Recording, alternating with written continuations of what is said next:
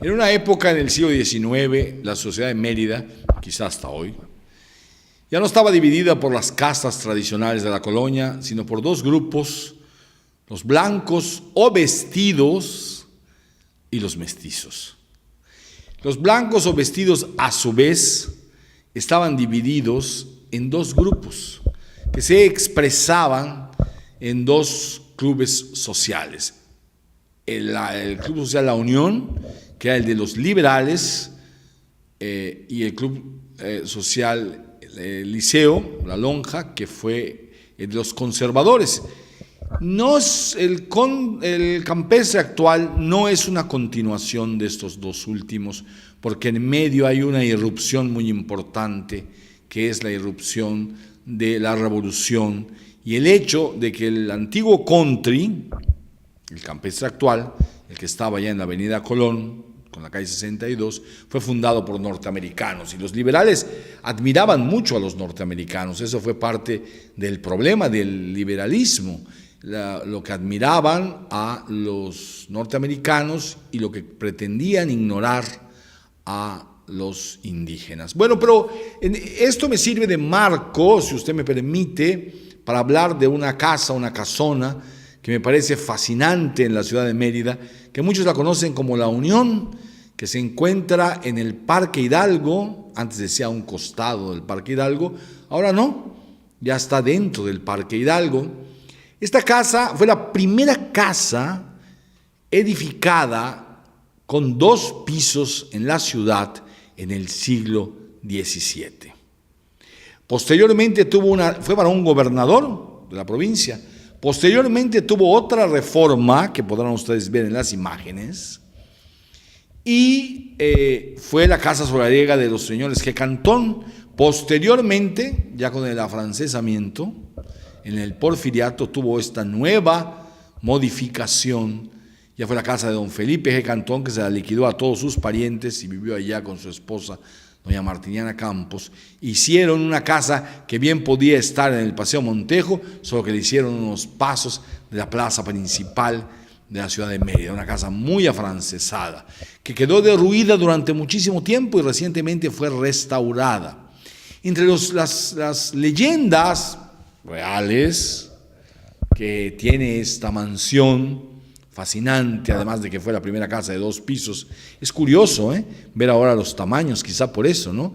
Lo bajo que es el piso, el primer piso, y lo desproporcionado que hay, ¿no? Quizá porque fue la primera, vuelvo a repetir, de 2 pisos que se hizo en la ciudad.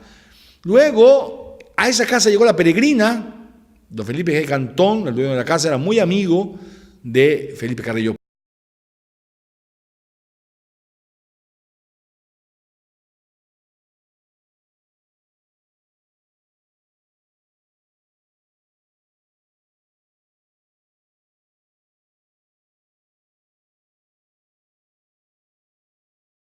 sobre Chichén Itzá, y don Felipe G. Cantón era el presidente de la Sociedad Arqueológica de Yucatán.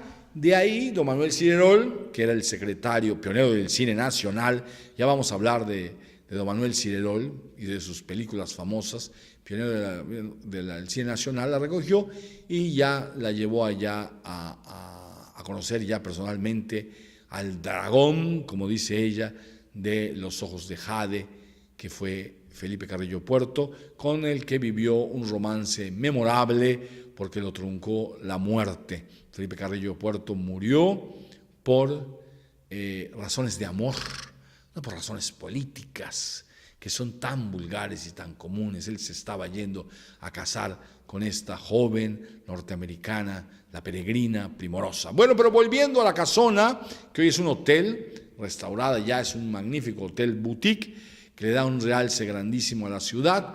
Nos permite también pensar cuál es la condición ahora de las clases acomodadas o los vestidos, como se llamaban antes, en esta ciudad. Siguen siendo liberales, siguen habiendo conservadores. Hoy podríamos decir que el PRI representa claramente la tradición liberal del siglo XIX. Ciertamente los liberales se volvieron revolucionarios Y la gran aportación, una de las grandes aportaciones de la revolución fue la reivindicación de nuestro pasado indígena. Eso justifica la revuelta de Zapata.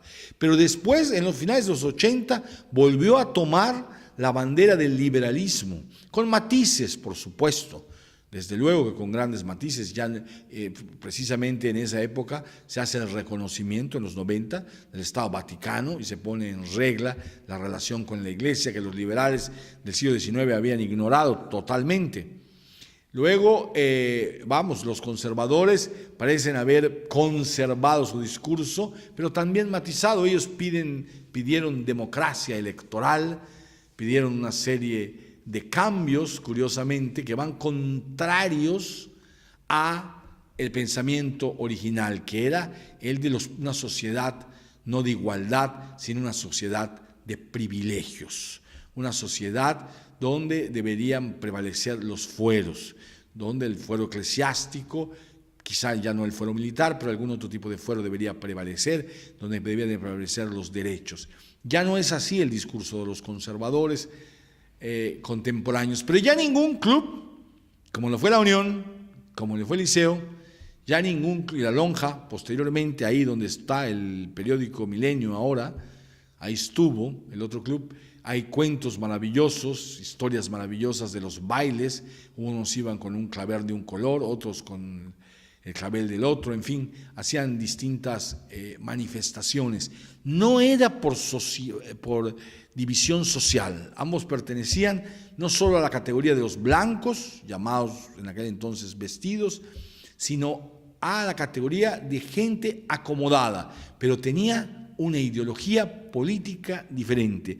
Hoy no se concibe que puedan haber clubes donde solo puedan acudir gente de determinada ideología, aunque realmente así es en la Inglaterra contemporánea. Muchísimas gracias. Este fue un comentario sobre una casa llena de historia, llena de leyenda y muy representativa tanto del siglo XIX, tanto de la colonia, como el siglo XIX, como el siglo XX, y ahora entra al siglo XXI con este esplendor con la que podemos verlo. Muchísimas gracias. Nos oímos el próximo viernes.